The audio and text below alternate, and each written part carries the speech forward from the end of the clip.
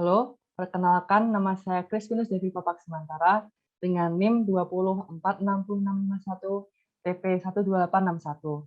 Hari ini saya akan mereview jurnal lipid yang berjudul Effects of Cooking Methods on Changes in Fatty Acid Contents, Lipid Oxidation, and Volatile Compounds of Rapid Meat. Nah, pada jurnal kali ini saya akan membahas 4 pokok bahasan, yaitu Introduction, Materials and Methods, Result and Discussion, dan Conclusion. Introduction meliputi rapid meat cooking, unsaturated fatty acid content in rapid meat, lipid oxidation product, dan research listening. Pada proses memasakan daging kelinci akan diikuti dengan reaksi Maillard, yaitu reaksi pencoklatan dengan interaksi antara gula reduksi dan asam amino.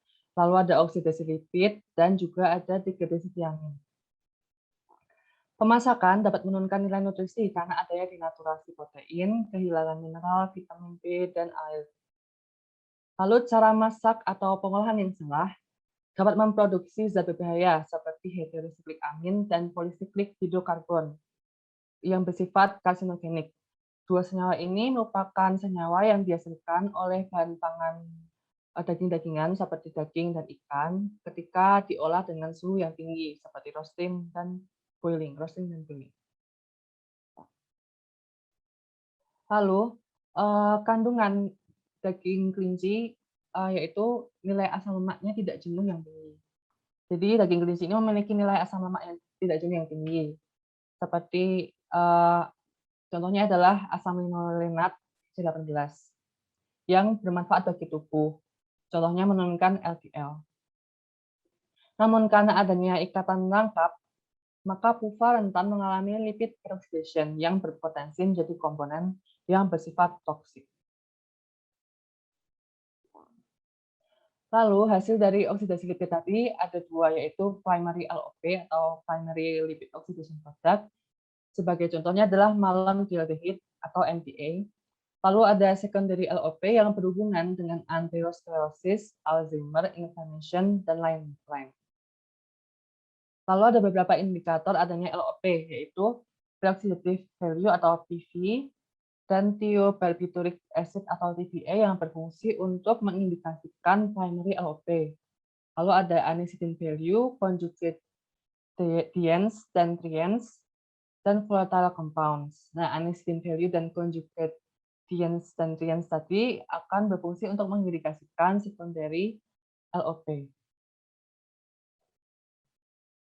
Nah, tujuan dari penelitian ini sendiri adalah meneliti efek perbedaan metode masak, yaitu rebus, bakar, dan sous vide pada cooking loss, lipid oxidation, fatty acid content, dan juga volatile compound. Lalu ada materials and methods yang meliputi sampling, cooking procedures, determination of lipid contents, determination of lipid peroxidation. Lalu ada determination analysis of fatty acids, analysis of volatiles, dan data analysis.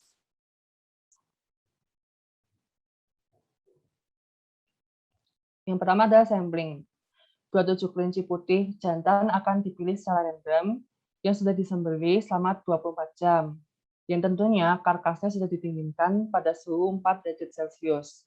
Lalu karkas dibelah dan diambil kaki belakangnya atau HL. HL kirinya akan difilet dan dipotong untuk analisis komposisi bahan mentah atau RNIT. Lalu HL kanan akan diproses untuk dimasak. Lalu HL kiri tadi akan dikemas di dalam vakum, dibekukan, dan disimpan pada suhu 25 derajat Celcius. Minus 25 derajat Celcius, mohon maaf. Lalu ada cooking procedures, yaitu direbus, dipanggang, sous vide. Masing-masing 9 sampel. Yang pertama adalah boiling. HL atau bagian kaki belakang tadi direbus dengan mencurupkan ke air mendidih pada stainless pot dan dipanaskan hingga internal temperaturnya 75 derajat Celcius selama 20 hingga 23 menit. Nah, cara untuk menentukan internal temperature ini adalah menusukkan jarum termokapel ke dalam daging. Berikutnya adalah roasting atau dipanggang. Daging ditempatkan di heat-proof dish atau tempat atau wadah yang tahan panas dan dimasak di oven suhu 180 derajat Celcius. Kira-kira 1 jam sampai internal temperaturnya 75 derajat Celcius. Dan seperti boiling tadi, hal ini juga membutuhkan jarum termokapul untuk menghitung internal temperatur. Lalu yang ketiga adalah metode sous vide. Tiap HL dibungkus di vakum plastik bag dan dipanaskan di water bath pada 72,5 derajat Celcius selama 2,5 jam. Lalu sampah didinginkan di suhu ruang selama 30 menit dan difilet. Dipotong kecil-kecil, dibungkus vakum, dan disimpan seperti air menit. Lalu satu sampel dari setiap sampel diambil untuk dianalisis. Determination of lipid content. Lipid dari 20 gram sampel diekstrak dengan menggunakan campuran chloroform atau metanol. Nah, campuran kedua ini akan akan melarutkan lipid sehingga lipid akan mudah untuk diekstrak.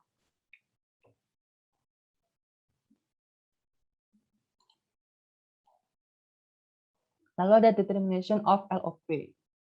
Analisis therapeutic value dengan menggunakan titrasi sebagai indikator LOP primer. Nah, PV ini dinyatakan dalam mili ekuivalen per kilogram. Untuk rumusnya ada di slide. Lalu ada antecedent value yang berfungsi untuk mengetahui LOP sekunder. Dengan metode senyawa aldehid dalam minyak direaksikan dengan reagen p-antecedent sehingga membentuk homogen yang diukur menggunakan spektrometer sehingga memperoleh hasil data. Kemudian ada TBA atau thiobarbituric acid. Malondialdehid ditentukan terlebih dahulu dengan didestilasi. Setelah itu, malondialdehid direaksikan dengan thiobarbituric acid sehingga terbentuk kompleks berwarna merah. Intensitas warna merah ini sesuai dengan jumlah malondialdehid dan absorbansi ditentukan dengan spektrofotometer 532 nanometer. Nah, makin besar angka TBA ini, makin besar juga jumlah LOP atau malondialdehid khususnya. Lalu analisis fatty acid dengan cara transmethylation ekstrak lipid dengan larutan H2SO4 dan metanol untuk menyiapkan methyl ester dari fatty acid. Lalu komposisi fatty acid dianalisis dengan gas chromatograph atau GC dengan kolom sebagai berikut. Nah, di situ ada flow controller, sample injector, detector, dan juga ada kolom. Lalu ada carrier gas. Nah, untuk langkahnya sendiri, sampel atau methyl ester dari fatty acid tadi diinjeksikan ke dalam sampel injection dari GC. Lalu tabung gas gerak atau carrier gas dibuka dengan mengatur flow controller. Gas gerak atau carrier gas akan masuk ke kolom. Suhu kolom diatur sesuai kebutuhan sehingga sampel dapat menguap. Lalu sampel yang menguap tadi akan dibawa oleh carrier gas sehingga tertangkap oleh detektor yang kemudian akan terbaca pada komputer sebagai data hasil analisa sampel. Lalu berikutnya adalah analisis volatile. 5 gram sampel halus ditempatkan pada tabung vial 40 ml. Tabung vial dikondisikan pada water bath dengan suhu 39 derajat Celcius selama 30 menit. Lalu disiapkan juga solid phase micro extraction, yaitu sejenis injektor atau injeksi dengan jarumnya yang bernama fiber. Nah, fiber tadi akan dipanaskan pada injection port GC. Setelah dipanaskan, fiber ditusukkan ke dalam headspace vial untuk mengekstrak volatile compound selama 45 menit. Headspace vial yaitu adalah ruang kosong pada vial, sehingga fiber ini dapat mengekstrak volatile selama 45 menit tadi. Lalu fiber diinjeksikan ke dalam GC port untuk mengetahui sinyal volatile yang ada dan memperoleh hasil data. Selanjutnya ada data analisis. Data yang akan didapatkan dianalisis dengan one-way ANOVA. Jika terdapat perbedaan yang signifikan, maka akan diuji lanjut dengan cookies test. Lalu ada results and discussion, yang meliputi cooking loss, moisture and lipid content of rabbit meat, fatty acid composition of meat fat, lipid oxidation, dan volatile compounds. Yang pertama adalah cooking loss, moisture, and lipid content of rabbit meat. Cooking loss terendah berada pada cooking method sous vide dengan persentase 20,12%. dan tertinggi berada pada metode roasting, yaitu dengan persentase 32,28%. Nah, cooking loss ini bergantung pada cooking method karena disebabkan dengan adanya transfer massa sama thermal treatment. Hal ini cukup membuktikan bahwa metode roasting dengan suhu yang tinggi memiliki cooking loss yang tertinggi. Lalu ada moisture content. Penurunan moisture content terbanyak pada metode roasting, yaitu dengan persentase 64,14%, sedangkan penurunan terkecil berada pada sous vide dengan persentase 68,38%. Sous vide ini memiliki moisture paling tinggi karena daging dikemas pada vakum dan dipertahankan pada water bed 72,5 derajat Celcius sehingga meminimalkan adanya oksidasi. Lalu ada lipid content. Kandungan lipid meningkat 5% dengan sous vide, 40% dengan boiling, dan 14% dengan roasting. Kandungan lipid tertinggi pada metode sous vide. Peningkatan kandungan lipid ini juga terjadi pada daging domba yang dipaparkan oleh Campo. Nah, pada data Campo, terjadi peningkatan lipid pada cooking meat atau daging yang sudah diolah. Peningkatan tertinggi terjadi pada daging stew, seperti data yang di samping.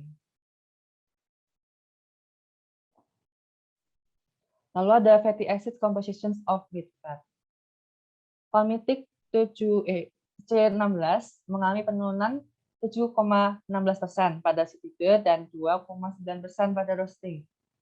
Penurunan terbesar berada pada simitod sous vide dengan persentase 25,16%. Penurunan C16 juga terjadi pada daging kerbau setelah perebusan dan grilling pada penelitian Alfaya.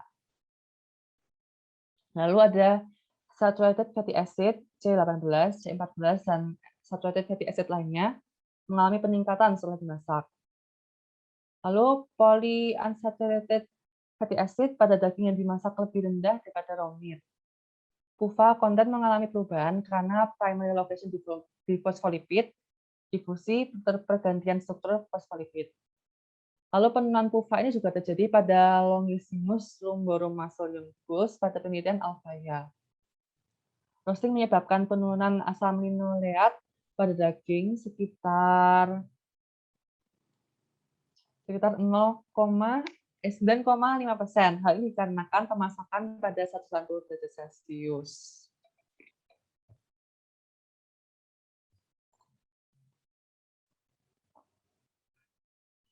Lalu ada fatty acid compositions of meat fat lainnya, yaitu monounsaturated fatty acid juga mengalami penurunan karena pengolahan.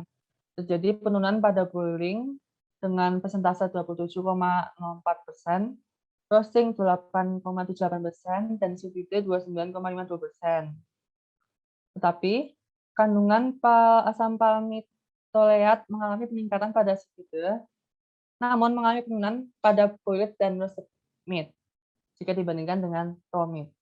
Hal ini dapat terjadi karena perbedaan temperatur dari metode sous vide treatment dan dua pelakon lainnya, yaitu boiling dan roasting.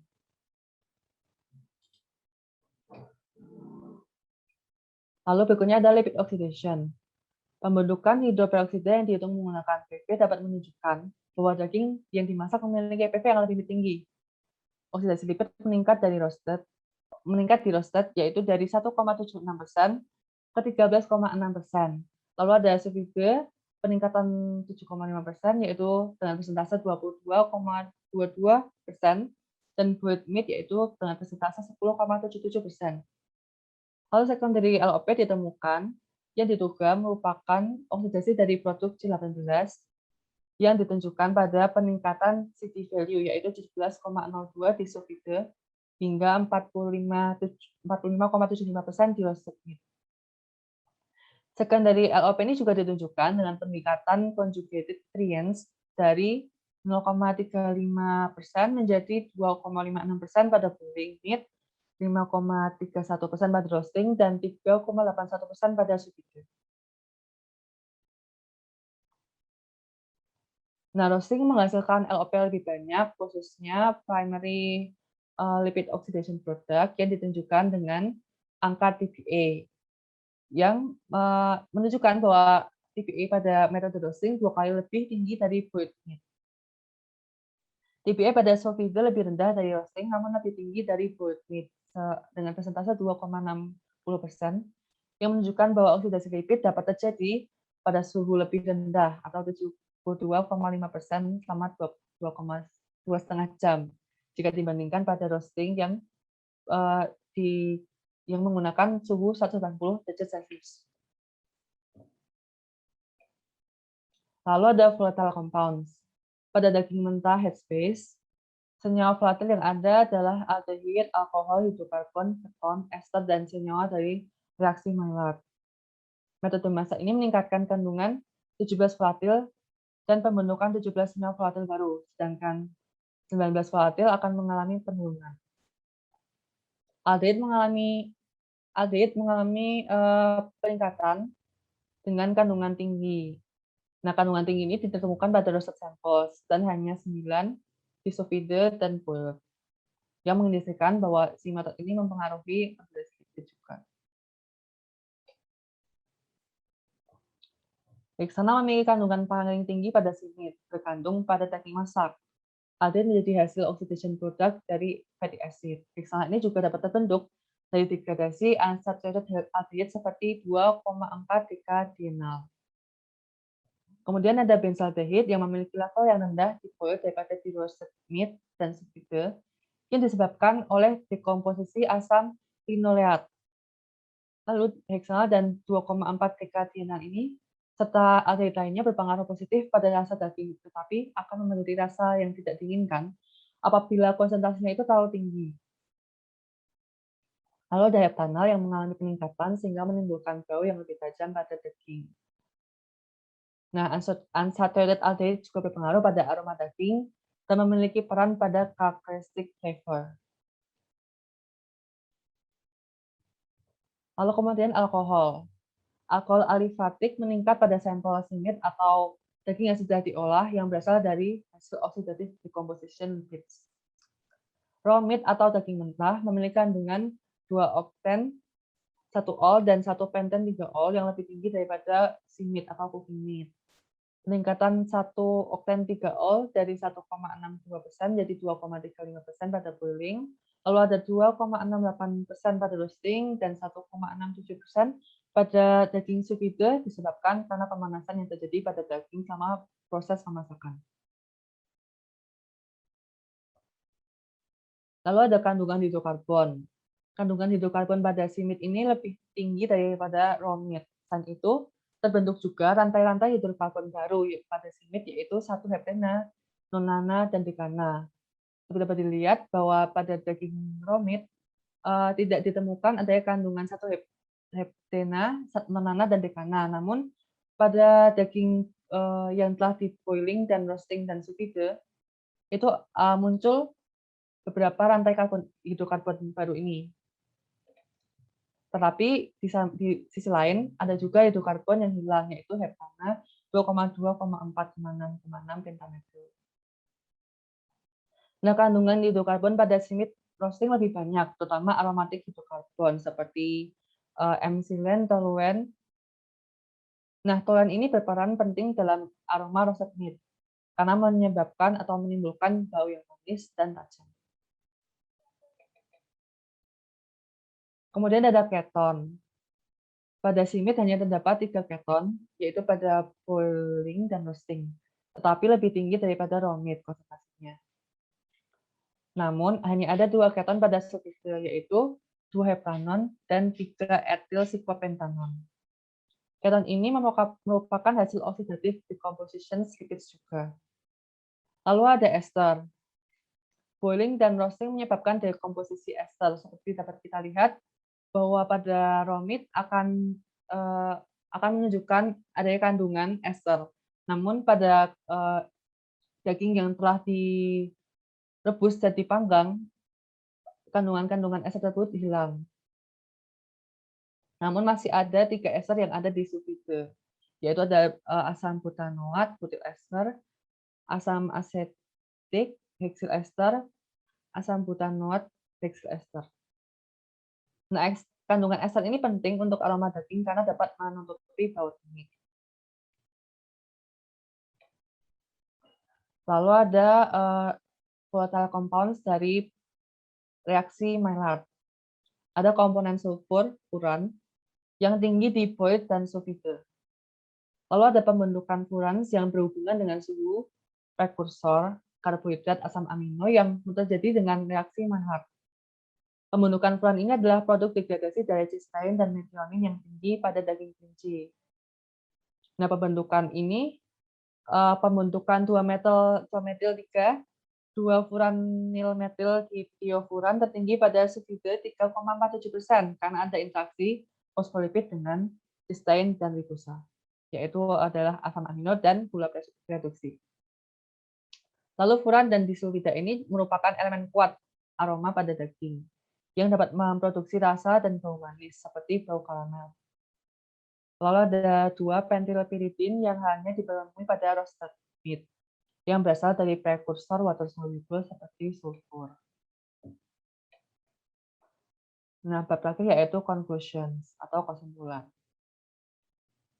Kesimpulan pertama yaitu metode sous vide akan mengakibatkan cooking loss rendah dan peningkatan lipid konten yang tinggi. Lalu metode roasting yaitu meningkatkan oksidasi lipid, terutama secondary LOP. Lalu ada MDA pada sous vide yang hanya 16% lebih rendah dari roasted tanah lama cooking sous vide. Lalu ada volatile compounds yang meningkat, terutama aldehid, pada roasted, boiled, dan sous vide dibandingkan dengan raw meat.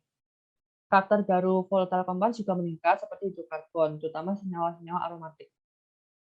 Lalu, kesimpulan terakhir yaitu metode roasting menjadi least valuable method karena lipid oxidation produk terbanyak, yaitu menghasilkan oksidasi lipid dan produk lipid oksidasi yang tinggi. Ditambah lagi terjadi kehilangan PUFA, yang sebenarnya PUFA ini bermanfaat bagi tubuh. Nah, berikut daftar pustaka yang saya pakai. Nah, terima kasih. Mohon maaf atas apabila ada kesalahan dan kekurangan dalam penyampaian presentasi. Terima kasih.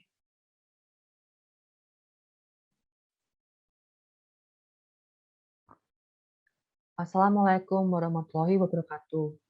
Kembali lagi dengan saya, Kristina dari Wabak Simantara dari TPHP 2020 dengan NIM 20/460651/TP/12861.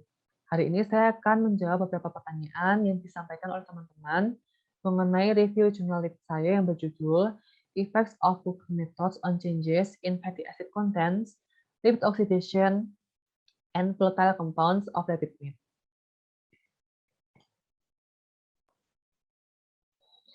Sebelumnya, saya mengucapkan banyak terima kasih kepada teman-teman yang telah menyampaikan pertanyaan-pertanyaan berikut ini. Yang pertanyaan adalah, mengapa jika proses memasak daging kelinci yang salah dapat memproduksi heterosiklik amin dan polisiklik hidrokarbon? Lalu pertanyaan nomor 2, yaitu apabila terjadi peningkatan dalam lipid oxidation pada daging kelinci, lalu apa bahayanya bagi konsumen? Lalu pertanyaan nomor 3 adalah bagaimana pengaruh dari perbedaan medium transfer panas yang digunakan terhadap oksidasi lipid daging kelinci tersebut? Lalu pertanyaan terakhir yaitu nomor 4, mengapa 2-pentylpyridine hanya ditemukan pada daging yang diolah melalui roasting? Apa yang membedakan dengan teknik pengolahan lainnya? Nah, saya akan menjawab pertanyaan nomor 1 terlebih dahulu, yaitu mengapa jika proses pemasakan daging kelinci yang salah dapat memproduksi heterosiklik amin dan polisiklik hidrokarbon. Nah, teman-teman, kita harus mengetahui dulu apa itu heterosiklik amin dan polisiklik hidrokarbon. Nah, dua senyawa ini adalah senyawa yang terbentuk karena adanya reaksi asam amino, gula, dan komponen kreatin daging yang terjadi atau terbentuk pada saat proses pemasakan dengan suhu tinggi atau di atas 200 derajat Celcius. Sehingga ketika kita memasak dengan suhu yang tinggi dan waktu yang lama, misalnya metode grilled, fried, barbecue, roasting, itu akan berisiko terjadinya pembentukan senyawa tersebut. Nah, jika kita memasak dengan cara yang salah dan artian suhunya ini terlalu tinggi atau terlalu tinggi daripada yang seharusnya, misal metode grilled ini harusnya dilaksanakan dengan suhu 120 derajat, tetapi kita malah memasaknya dengan suhu 150 derajat. Dan waktu yang lebih lama, misal grilled ini hanya membutuhkan waktu 5 menit, namun kita memasaknya dengan waktu 10 menit. Nah, hal ini akan meningkatkan resiko terbentuknya heterosiklik amin dan polisiklik hidrokarbon ini yang tentu saja berbahaya bagi manusia, bagi kesehatan, karena dua senyawa ini bersifat karsinogenik. Nah, ada faktor-faktor penyebab pembentukan hidroksidik amin dan polisiklik hidrokarbon ini. Yang pertama ada durasi pemasakan, yaitu apabila waktu terlalu lama, reaksi pembentukan senyawa hidroksidik amin dan polisiklik hidrokarbon ini juga berjalan lebih cepat, sehingga akan meningkatkan produksi dua senyawa ini. Lalu metode pemasakan, yaitu menggunakan suhu dan temperatur yang tepat. Apabila misalnya metode grilled menggunakan suhu 120 derajat Celcius, maka kita juga harus memasak itu dengan suhu 120 derajat Celcius. Karena apabila melebihi suhu yang telah ditetapkan, maka akan meningkatkan produksi heterosiklik amin dan polisiklik hidrokarbon ini. Lalu ada jenis daging, apabila pada daging itu memiliki kandungan asam amino, gula, dan komponen kreatin yang mudah reaksi pada suhu tinggi, maka terjadi juga produksi heterosiklik amin dan polisiklik hidrokarbon ini. Dan yang terakhir adalah profil asam amino, yaitu apabila struktur asam amino ini cepat berubah dan reaksi pada suhu tinggi, maka itu juga akan meningkatkan produksi heterosiklik amin dan polisiklik hidrokarbon ini yang bersifat karsinogenik dan merugikan bagi kesehatan manusia. Baik, selanjutnya adalah pertanyaan nomor 2. Apabila terjadi peningkatan dalam lipid oxidation pada daging kelinci, apa bahayanya bagi konsumen? Nah, perlu kita ketahui reaksi oksidasi ini dimulai dengan pembentukan radikal bebas, yaitu peroksida aktif dan hidrogen peroksida. Dan tingkat selanjutnya yaitu terurainya asam-asam lemak serta konversi hidrogen peroksida menjadi aldehid dan keton serta asam-asam lemak rantai pendek. Nah, lipid peroksidasi adalah salah satu bentuk oksidasi lipid atau salah satu produk dari oksidasi lipid ini yang bersifat radikal. Nah, ketika kita mengonsumsi lipid peroksidasi ini yang dalam kandungan yang tinggi, maka radikal yang masuk dalam tubuh kita juga akan semakin banyak dan dapat menyebabkan kerusakan pada sel, contohnya kerusakan pada DNA dan membentuk senyawa yang mutagenik. Nah, akibatnya dari pembentukan senyawa mutagenik ini yang bersifat radikal ini, maka terjadi juga beberapa penyakit yang ditimbulkan, antara lain adalah aterosklerosis, Alzheimer, dan inflammation yang tentunya sangat merugikan bagi manusia. Begitu. Lalu ada pertanyaan nomor 3, yaitu bagaimana pengaruh dari perbedaan medium transfer panas yang digunakan terhadap oksidasi lipid daging kelinci tersebut. Nah, saya akan mereview ulang apa yang dilakukan pada jurnal ini, yaitu yang pertama ada metode boiling, yaitu perebusan daging dengan medium air tentu saja dengan suhu 1 derajat Celcius. Lalu ada metode sous vide, yaitu merebus daging namun dengan daging ini sudah dibungkus dengan kemasan vakum sehingga oksigennya itu sudah berkurang di kemasan tersebut. Lalu yang selanjutnya adalah metode roasting, yaitu seperti yang kita ketahui adalah pemanggangan dengan oven, yaitu menggunakan suhu 180 derajat Celcius. Nah, salah satu penyebab terjadinya oksidasi lipid adalah keberadaan oksigen yang tentunya dipercepat dengan suhu tinggi. Nah, pada metode pemasakan yang pertama yaitu roasting, yang menggunakan medio transfer panas yaitu udara, maka jumlah oksigen ini juga akan sangat banyak sehingga risiko oksidasi lipid akan sangat tinggi, ditambah lagi dengan suhu yang ditetapkan yaitu 180 derajat Celcius. Hal ini juga akan meningkatkan produksi oksidasi lipid yang tinggi. Lalu sedangkan pada metode boiling atau perebusan dengan medium transfer panas berupa air, jumlah oksigen yang terlarut ini tidak sebanyak yang ada di roasting atau di udara. Nah, hal ini akan berpengaruh pada tingkat oksidasi yang tidak setinggi pada metode roasting.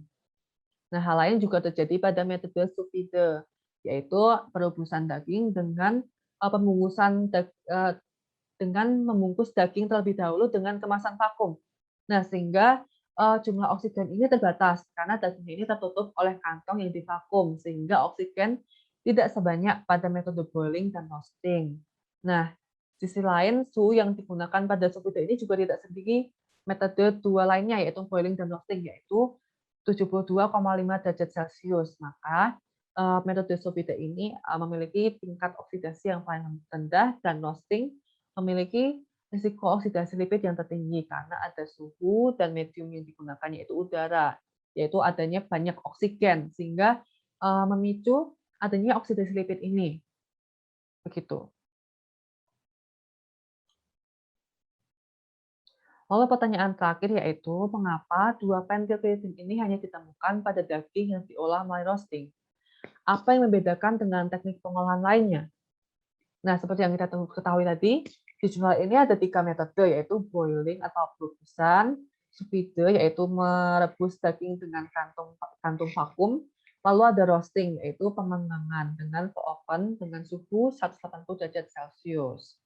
Nah, dua pentil piridin ini hanya ditemukan pada daging yang diolah melalui roasting. Kenapa? Karena senyawa dua pentil piridin ini adalah senyawa hasil dari reaksi Maillard. Nah, reaksi Maillard ini memiliki syarat-syarat, yaitu hanya terjadi ketika kadar air bebas rendah, kondisi kering, dan pada suhu di atas 170 Celcius. Oleh karena itu, senyawa ini hanya ditemukan pada metode roasting, karena bisa kita lihat metode roasting ini menggunakan suhu 180 derajat, sehingga telah memenuhi syarat Maillard tadi. Dan ditambah lagi tidak ada air dan di lingkungan kering. Nah, maka sudah memenuhi juga reaksi Maillard. Nah, maka itu pada roasting ini terjadi reaksi Maillard yang akan membentuk senyawa 2 pentil-piridin. Beda halnya dengan teknik pengolahan lainnya, yaitu boiling dan Sulfide. Kedua metode ini diolah dengan kondisi yang tidak kering atau pada air, pada lingkungan yang berair. Pada boiling, seperti yang kita ketahui bahwa boiling ini merupakan perebusan yang membutuhkan air yang banyak, sehingga tidak dapat terjadi reaksi Maillard karena berada pada lingkungan basah, dan juga lagi suhunya itu 1 derajat Celcius, berarti tidak memenuhi reaksi Maillard, yaitu di atas 170 derajat Celcius. Hal yang sama juga terjadi pada Sulfide, yaitu ditempatkan pada wadah vakum dan distribusi air dengan suhu tertentu, yang dimana suhunya ini 72,5 derajat Celcius. Nah, berarti ini juga tidak memenuhi reaksi Maillard, itu di atas 170 derajat Celcius, sehingga tidak terbentuk adanya senyawa 2 pentil-piridin ini tadi karena tidak ada reaksi Maillard. Itu. Nah, berikut adalah daftar pustaka yang saya gunakan sebagai acuan saya untuk menjawab pertanyaan-pertanyaan tadi. Nah, sekian dari saya. Apabila banyak kekurangan dalam penyampaian, saya mengucapkan mohon maaf yang sebesar-besarnya. Wassalamualaikum warahmatullahi wabarakatuh.